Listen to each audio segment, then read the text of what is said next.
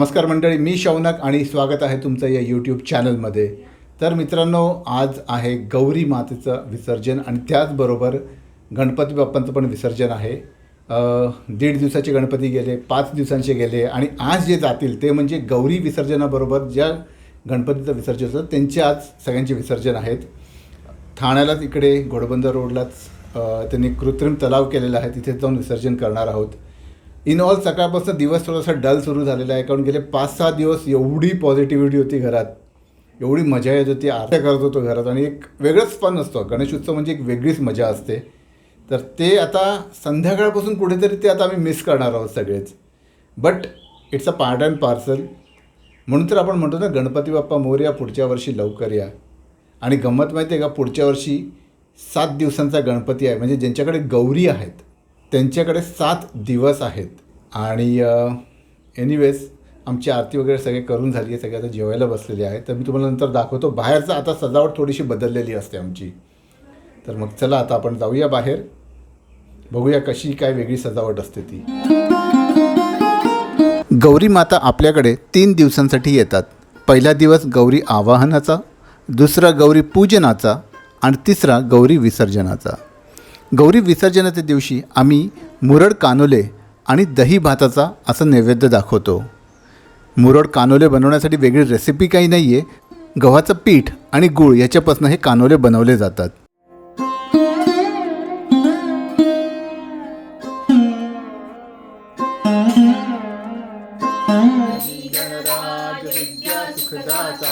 धन्य तुम्हारो दर्शन मेरा मन रमता, जय देव दाता.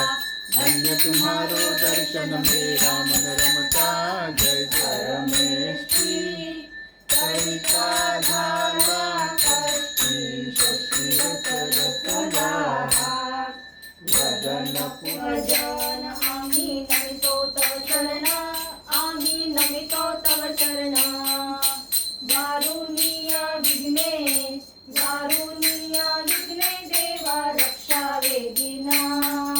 गेले 6 दिवस तुम्ही बघितलं असेल की गणपती बाप्पा इकडे विराजमान होते आणि त्याच्यानंतर मग गेले 3 दिवस गौरी माता इथे. तर होतं काय की विसर्जनाच्या दिवशी आम्ही बाप्पांना गौरी मातेच्या इथे आणून बसवतो. सकाळची पूजा झाली की आम्ही त्याला इकडे आणून ठेवतो आणि मग तुम्ही मगाशी बघितला असेल तो प्रसाद त्यांना दाखवला होता, तो पण आता वेगळा असतो. आणि आता थोड्या वेळानेच आम्ही बाप्पांना विसर्जनासाठी घेऊन जाऊ. गौरी मातेचे हे मुखवटे असल्यामुळे ह्याच्यावर अक्षता टाकून त्याचं विसर्जन होतं. ह्यांचे प्रॉपर असं विसर्जन असंच होत नाही, तर आम्ही घरच्या घरी त्याचं मुखवटे थोडेसे हलवतो की त्याचं विसर्जन होतं. आणि बाप्पांना आम्ही घेऊन जाणार आहोत इकडे ठाण्यातच जवळच इकडे एक कृत्रिम तलाव आहे, तिकडे बघू शकतात. आता शेवटचा दिवस आहे हा. आणि आज जे गणपती बाप्पा जाणार ते सगळे गौरी मातेंबरोबर जाणारे आहे सगळे. गणपती बाप्पा मोरया, पुढच्या वर्षी लवकर या.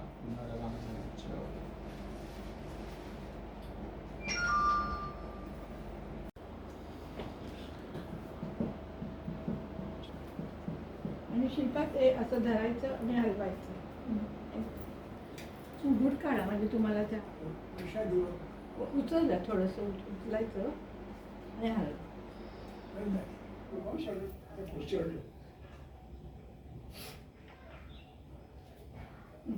गणपती बाप्पा मोरया, मंगल मूर्ती मोरया, पुढच्या वर्षी लवकर या.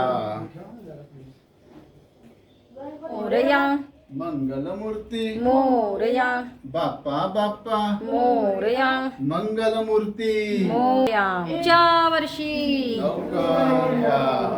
गणपती बाप्पा मोरया, पुढच्या वर्षी लवकर या.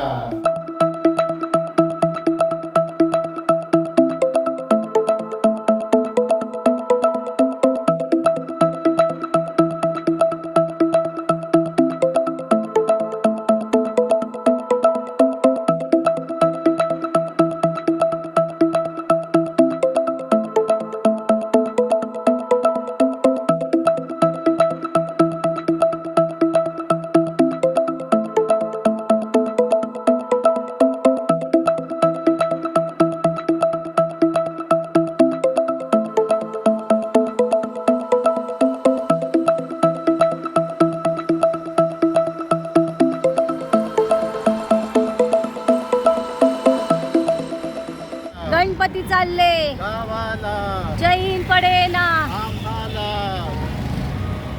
गणपती बाप्पा मोरया मंगल मूर्ती मोरया मंगल मूर्ती पुढच्या वर्षी मोरया गणपती चालले गावाला चैन पडेना आम्हाला पुढच्या वर्षी लवकर या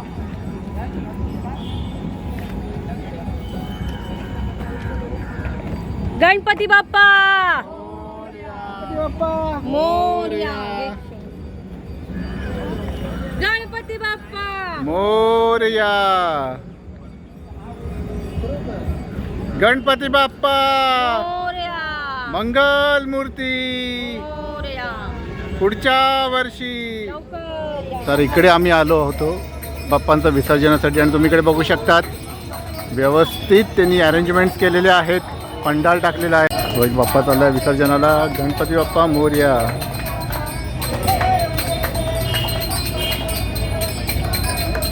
तर फायनली आता आम्ही गणपती बाप्पांचं विसर्जन करून बॅक टू पॅव्हिलियन म्हणजे घरी जात आहोत हा एक आतला रस्ता मस्त आहे असा एकेकाळी इथे काहीच नव्हतं म्हणजे इथे रोडच नव्हता ट्रक सुद्धा जाऊ शकत नव्हते डंपर जाऊ नव्हते असा सगळा प्रकार होता बट आता बघू शकतात रोड आणि इथे विसर्जन करायला जी लोक येतात ना त्यांना डायरेक्ट ॲक्सेस घोडबंदरचा आहे इथून तर हा सगळा मुल्लाबाग एरिया आहे आणि समोर दिसते तो आहे metro project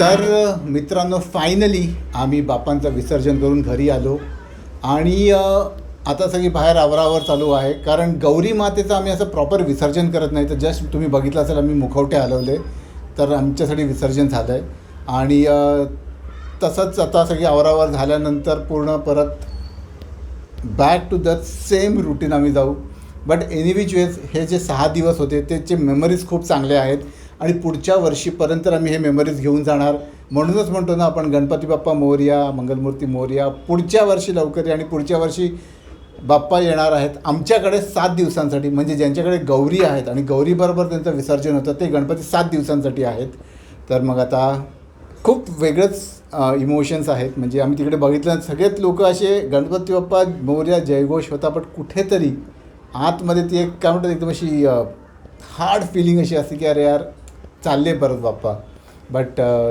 as we say it's an part and parcel of our life तर एक छोटीशी मेमरी मी आत्ताही शेअर करतो की जेव्हा आम्ही लहानपणी गणपती बाप्पांना घेऊन जायचो विसर्जनासाठी लहानपणी मित्र असायचे ती एक्साइटमेंट असायची आणि तेव्हा ना विहिरी होत्या म्हणजे हे मी 90च्या दशकातलं सांगतो आहे तेव्हा विहिरी होत्या आणि त्या विहिरीत जाऊन आम्ही बाप्पांचं विसर्जन करायचो तेव्हा हे कृत्रिम तलाव वगैरे काही प्रकार नव्हते तिथेच ती लोकं असायची ते कार्यकर्ते असायचे तेच जाऊन विहिरीच्या आतमध्ये जाऊन विसर्जन करून मग ते शाडूची माती आम्हाला द्यायचे त्याच्यानंतर over the period of time डेव्हलपमेंटच्या नावाखाली बऱ्याचशा विहिरी बुजवल्या गेल्या त्यामुळे आता लोकांना जे शॉर्टेज होत होते की विसर्जन करायचं कुठे काही सगळेच तर फॅसिलिटी आहे ॲम्युनिटीज आमच्या कॉलनीत सगळी आहे पण बाप्पांचं विसर्जन कुठे करायचं त्यासाठी आता कृत्रिम तलाव वगैरे हे सगळे आलेले आहेत पर्यावरण जागरूक झालेलं आहे त्यामुळे बरीचशी लोक एनकरेज करतात शाडूच्या मूर्ती वापरा किंवा अशा मूर्तींचा तुम्ही वापर करा की ज्याच्यातून